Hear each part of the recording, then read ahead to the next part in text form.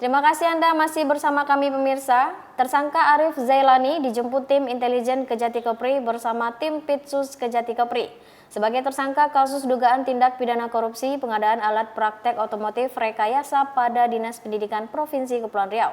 Sebelumnya tersangka sudah dipanggil sebanyak 3 kali oleh penyidik namun tidak memenuhi panggilan.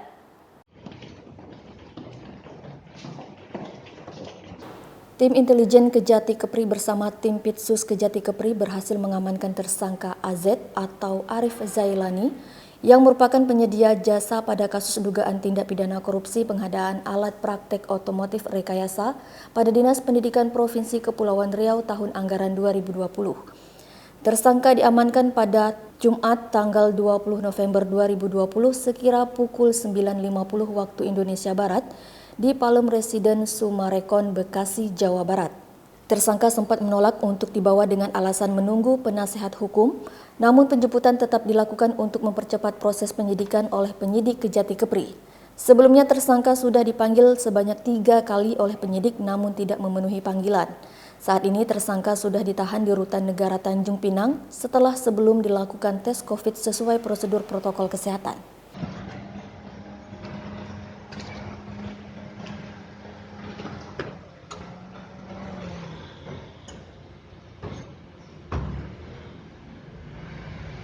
Baik, terima kasih. Assalamualaikum warahmatullahi wabarakatuh.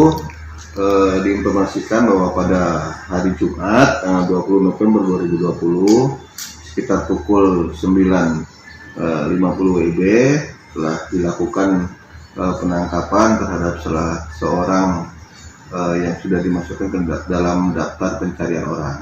Atas nama, statusnya adalah sebagai tersangka, atas nama inisial AZ. Ya, jadi yang dilakukan oleh tim gabungan dari Intelijen Kejaksaan Agung dan tim gabungan dari Pitsus dan Intelijen Kejaksaan Tinggi Kejati Kepri. Yang bersangkutan dalam tahap penyidikan telah dilakukan pemanggilan secara patut 3 kali, namun demikian tidak diindahkan tanpa alasan yang sah sehingga dilakukan pencarian dan ditetapkan sebagai DPO untuk selanjutnya dilakukan penangkapan. Tersangka ini instansi dari mana? Gimana? Tersangka ini instansi apa? Bukan, jadi swasta. Tersangka dari swasta, dilakukan penangkapan di Bekasi. Di Bekasi, kemudian setelah dilakukan penangkapan dititipkan di Rutan Kejaksaan Negeri Jakarta Selatan pada hari Jumat sampai hari Sabtu pagi.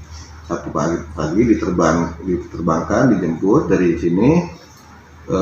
Setelah dilakukan pemeriksaan kesehatan maupun administrasi, selanjutnya dikirimkan untuk ditahan di Rutan Tanjung Pinang. Untuk kasus apa, Pak? Kasus itu pengadaan alat peraga praktek otomotif rekayasa pada Dinas Pendidikan Provinsi Kepri tahun anggaran 2018. Untuk kerugian negara? Kerugian negara masih informasi tiknya kita masih dari Pitsus, menunggu dari Pitsus. Jadi dengan harapannya dengan tertangkapnya satu DPO ini akan bisa mempercepat proses dari Tanjung Pinang mengabarkan. Ada dugaan tersangka lain, Pak? Tersangka lain ada 2, tapi yang DPO kan 1. Yang 2 ini kan sampai saat ini masih kooperatif.